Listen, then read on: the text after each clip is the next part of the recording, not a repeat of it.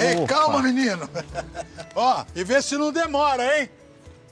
Boa tarde, seu Antônio. Oi, Onde é Thiago. que o Miguel vai com tanta pressa? Ah, esse menino não tem jeito, Thiago. Olha, a mãe dele pediu que eu ajudasse nos estudos. Mas, olha, já faz 1 hora que a gente tá aqui. E ele sempre arruma uma desculpa pra sair. Olha, essa já é a 5ª vez que ele vai ao banheiro hoje.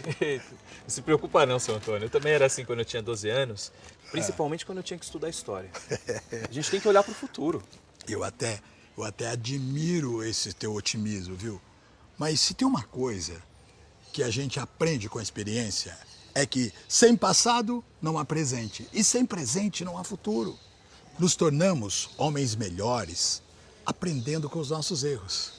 E é olhando para trás que a gente consegue refletir sobre as nossas atitudes e saber agir de uma forma mais correta. Não, que a gente aprende com os nossos erros, isso eu acho uma verdade. Isso até faz parte da nossa história, seu Antônio. Agora, que diferença faz eu saber que foi Pedro Álvares Cabral que descobriu o Brasil? Conhecer a nossa história faz muita diferença para entender o mundo em que vivemos. Se você sabe que foi Pedro Álvares Cabral que descobriu o Brasil, vai entender por que falamos o português e não o espanhol, por exemplo. Tudo o que acontece ou aconteceu à nossa volta está interligado. Você já reparou que quando uma coisa acontece lá na China, o mundo inteiro se abala? Que as coisas que acontecem fora do nosso meio afetam a nossa vida, isso eu concordo. Mas o passado ainda fica no passado. Aí é que está. Com o passado é a mesma coisa. A vida que a gente leva hoje só é assim por causa das ações passadas. Imagine se os portugueses não tivessem chegado aqui, e sim os ingleses. Ou ainda, se não tivesse chegado ninguém de fora e só os índios tivessem o controle dessas terras. No dia a dia, esses fatos parecem não ter muita influência. Mas se você prestar atenção, você vai ver que tem sim. Esse pacote de café, por exemplo, que você está segurando, ele é um dos grandes responsáveis por essa cidade e esse país crescerem tanto. E sabe quem deu uma forcinha para eles antes? Quem? Foi o ouro, a cana-de-açúcar, o pau-brasil. Tá vendo? O Brasil nem se chamaria assim se não fosse pelo pau-brasil. A Europa dos séculos XV e XVI foi marcada pelas grandes navegações. Portugal e Espanha dominavam os mares em busca de novas possibilidades comerciais. A América, com todas as suas riquezas naturais, tornou-se um alvo fácil. Aqui os portugueses começaram a explorar o pau-brasil, o ouro, o cacau, a cana-de-açúcar, entre outras matérias-primas, produtos que valiam muito na Europa. No começo do século XX, foi o café que impulsionou a economia brasileira. Mas o crescimento da agricultura exigiu mudanças no país, como a construção de ferrovias, ampliação dos portos e a produção de novas mercadorias para consumo dos trabalhadores. A produção do café também dependia dos países que compravam o produto. Com a crise de 1929, que atingiu Estados Unidos e Europa, o consumo do café caiu muito. Foi preciso pensar em novos rumos para a economia brasileira, que então se voltou para as atividades industriais. Eu sabia que o café era importante, mas eu não imaginava o quanto. É isso aí, Tiago. Quem fez este país, esta cidade, foi o café. E os trabalhadores, é claro, né? Foi à custa de muitos homens e mulheres que o Brasil foi se desenvolvendo. À custa mesmo. Porque durante muito tempo o trabalho foi escravo. Quantos e quantos africanos foram arrancados de suas terras e trazidos para cá como mercadorias. E antes deles, tiveram os índios, que não saíram de suas terras, mas que tiveram que mudar as suas vidas completamente. E ainda tem um monte de livro por aí que diz que os índios ficaram felizes com a vinda dos portugueses para o Brasil. Olha, isso é uma pena, para não dizer um descaso, não sabermos quase nada da história desses povos, tanto dos índios quanto dos africanos. Se soubéssemos a história desses povos, o mundo de hoje seria muito diferente. No fim a gente acaba aprendendo só uma versão da história, o lado do vencedor. Mas todo mundo sabe que a história tem 2 ou mais lados.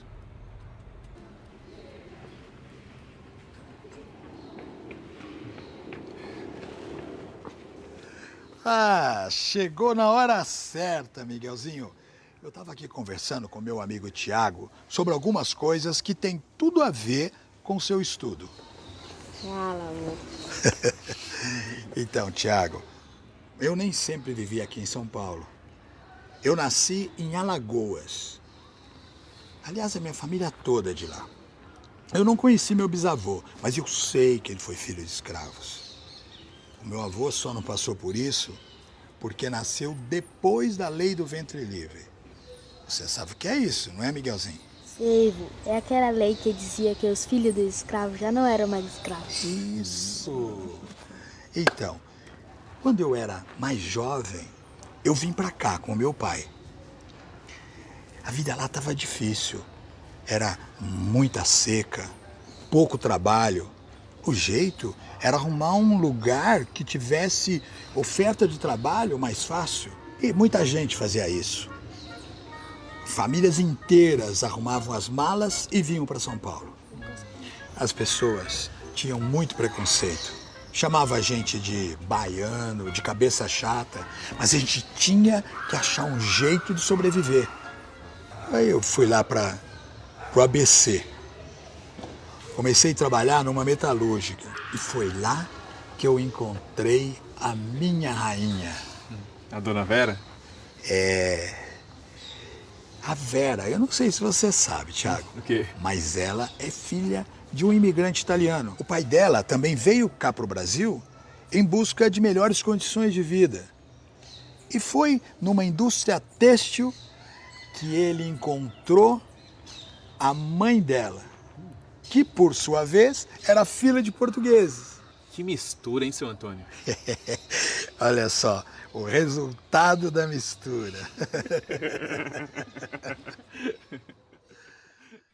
No começo do século XX, assistimos um processo intenso de imigração. Com a Europa em guerra e o Brasil em desenvolvimento, o país se tornou um chamariz para muita gente. Espanhóis, italianos, japoneses, entre outros, vieram para cá. Partiram para fazer América, como se dizia na época.